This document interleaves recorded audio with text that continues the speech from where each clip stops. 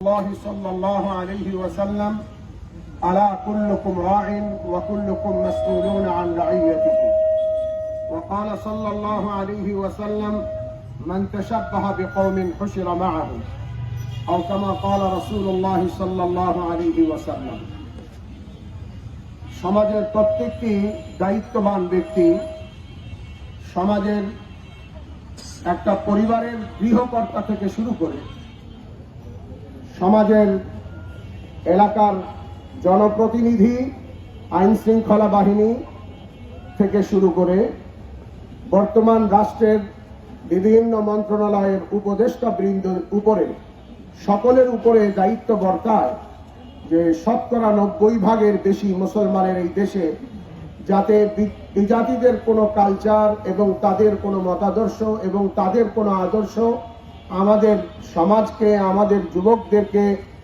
নষ্ট করতে না পারে, আমাদের ঈমান হরণ করতে না পারে, এ ব্যাপারে সকলে সচেতন থাকা এবং এ ব্যাপারে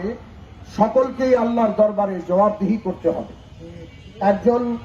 উপদেষ্টা তার পরিচয় উপদেষ্টা পরে, আগে তার পরিচয় সে মুসলমান। একজন আর্মি কর্মকর্তা তার ব্যক্তি পরিচয় পরে, প্রথম পরিচয় সে একজন মুসলমান। একজন আইন শৃঙ্খলা বাহিনীর কর্মকর্তা কর্মচারী সে তার ব্যক্তিগত পরিচয়, তার ব্যক্তিগত পদবি পরে, প্রথম পরিচয় সে একজন মুসলমান। এবং এই পরিচয়ের ভিত্তিতে আল্লাহর পক্ষ থেকে তার উপরে দায়িত্ব যে সে নিজের ঈমান আমলকে সংরক্ষণ করবে তথা তার উপরে যতটুকু কর্তৃত্ব দায়িত্ব আসে সে দায়িত্বের অন্তর্ভুক্ত প্রতিটি মানুষকে ঈমানের উপরে পরিচালিত করবে এবং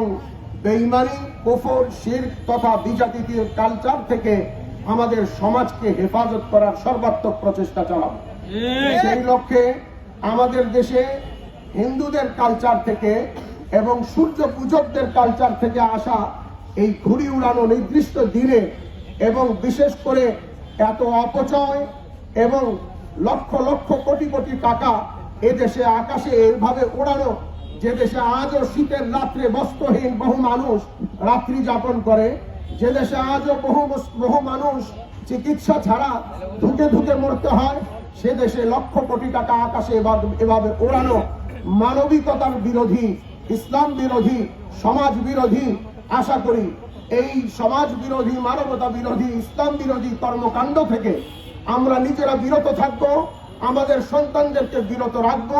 আমাদের ছোট ভাইদেরকে বিরত রাখবো